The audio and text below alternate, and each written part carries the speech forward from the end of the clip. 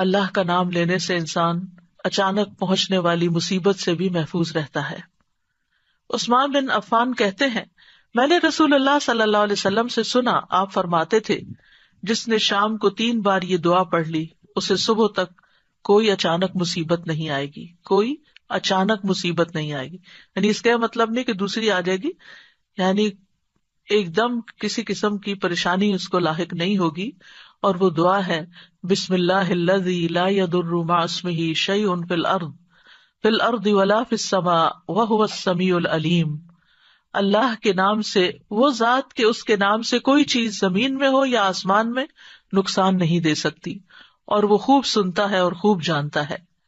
اور جس نے صبح کے وقت یہ دعا پڑھ لی اسے شام تک کوئی اچانک مصیبت نہیں آئے گی، اور جب شام کو کوئی پڑھ لے تو صبح تک اس کو پریشانی نہیں ہوگی۔ اسی طرح اگر انسان بسم اللہ نہیں پڑھتا تو یاد رکھیے کہ بسم اللہ نہ پڑھنے کا نقصان یہ ہے، ابن عباس کہتے ہیں کہ ابلیس نے اللہ تعالیٰ سے کہا کہ تو نے اپنی ساری مخلوق کا رزق واضح کر دیا ہے، میرا رزق کس میں ہے؟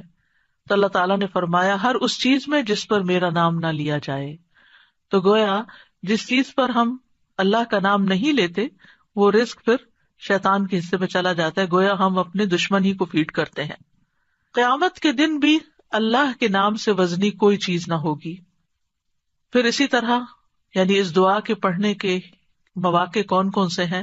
نمبر 1، ہر کام شروع کرنے سے پہلے، تاکہ اس میں برکت اور مدد حاصل ہو، اس کے اندر قبولیت ہو، ہمیں اخلاص نصیب ہو۔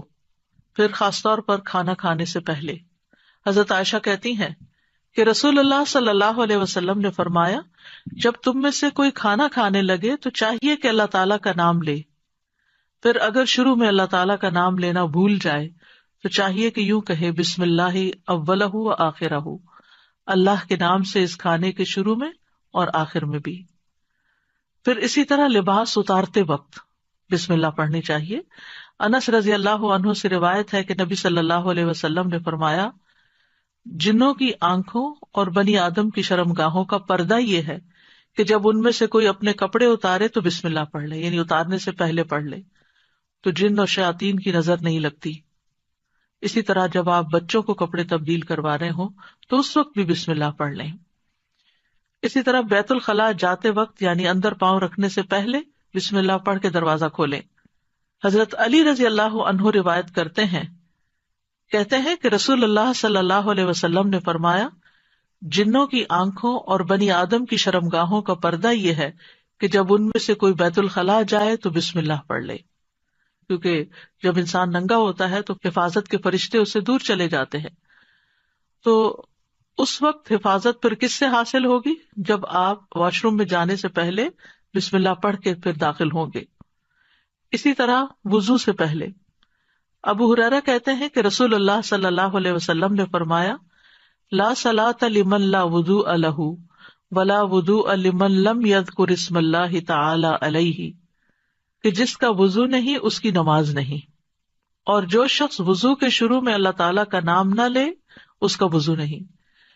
اب یہاں پر بعض لوگوں کو یہ پریشانی ہوتی ہے کہ ہم واش روم میں کھڑے ہوتے ہیں، وہیں سنک ہے، وہیں کموڈ ہے، تو پھر ہم بسم اللہ کس طرح پڑھیں؟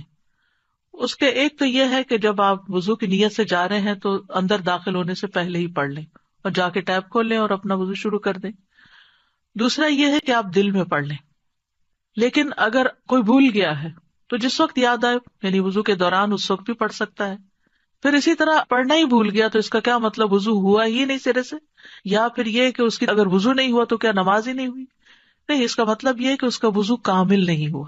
یہاں علماء نے اس کا مطلب یہ کیا ہے کہ اس کے وضو میں نقص رہ گیا، وضو ہو جائے گا، نماز ہو جائے گی، لیکن وہ جو برکت حاصل ہونی تھی یا زیادہ ثواب ملنا تھا اس سے انسان محروم ہو جاتا ہے۔ پھر اسی طرح یہ ہے کہ قرآن مجید کی قرأت سے پہلے بسم اللہ پڑھنی چاہیے۔ قتادہ سے روایت ہے، وہ کہتے ہیں کہ انس رضی اللہ عنہ سے سوال کیا گیا کہ نبی صلی اللہ علیہ وسلم کی قرأت کیسی تھی، تو انہوں نے بیان کیا کہ آپ صلی اللہ علیہ وسلم کھینچ کر پڑھتے تھے، پھر آپ نے بسم اللہ الرحمن الرحیم کو پڑھا، یعنی بسم اللہ الرحمن الرحیم، یعنی مد کے ساتھ پڑھتے تھے، الرحمن کو اور رحیم کو بھی کھینچ کر تلاوت کرتے تھے.